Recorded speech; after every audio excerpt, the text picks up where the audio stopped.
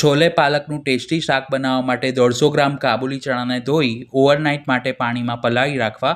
સવારે ચણા સરખા ફૂલે એટલે તેને ધોઈ પાણી બદલી પ્રેશર કુકરમાં લઈશું. તેમાં સ્વાદ પ્રમાણે મીઠું, અડધી ચમચી હળદર, ફ્લેવર માટે ખડા મસાલા અને 1 ચમચી ઘી ઉમેરી 5 વિસલ થાય ત્યાં સુધી બાફી લેવા.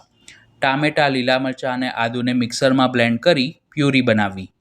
200 ગ્રામ ફ્રેશ પાલકની ભાજીને ધોઈ તેની દાંડી કાઢી પાણી ગરમ કરી તેમાં ખાંડ અને ચપટી ખાવાના સોડા ઉમેરી ખુલ્લા ઢાંકણે 3 થી 4 મિનિટ માટે પાલકને બ્લાન્ચ કરી લેવી. તેમાંથી બધું જ પાણી નિતારી પાલકને ઠંડા પાણીમાં ઉમેરીશું. પછી તેને મિક્સર જારમાં લઈ બ્લેન્ડ કરીને તેની સ્મૂથ પ્યુરી તૈયાર કરીશું. શાકને વઘારવા માટે કઢાઈમાં 3 ટેબલસ્પૂન તેલ ગરમ કરી 1 ચમચી જીરું, સૂકું લાલ મરચું અને 5 ચમચી હિંગ ઉમેરી જીરું સરખું ફૂટે એટલે તેમાં ટામેટાં અને આદુ મરચાંની પ્યુરી એડ કરી તેની કચાશ દૂર થાય અને તેલ છૂટું પડે ત્યાં સુધી સાંતળી લઈશું.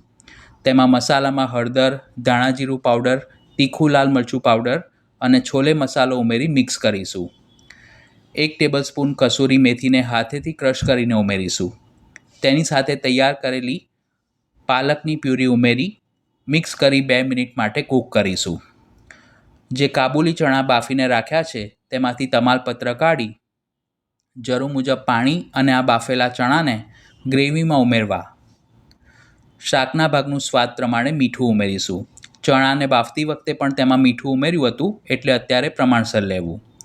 હવે ઢાંકીને 10 થી 12 મિનિટ માટે કૂક કરીશું જેથી ચણામાં બધા મસાલા સરખી રીતે ચડી જશે. શાકને બહુ વધારે ઘટ ન થવા દેવું.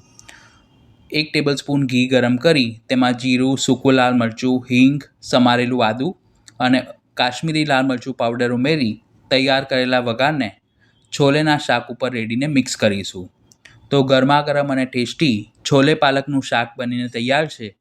તેને તમે પરાઠા, રોટી, પૂરી, કુલચા કે રાઈસ સાથે સર્વ કરી શકો છો. તો આ રેસીપી ઘરે જરૂર ટ્રાય કરજો. વિડીયો પસંદ આવી હોય તો લાઈક અને શેર કરી ચેનલને સબસ્ક્રાઈબ કરવાનું ન ભૂલશો.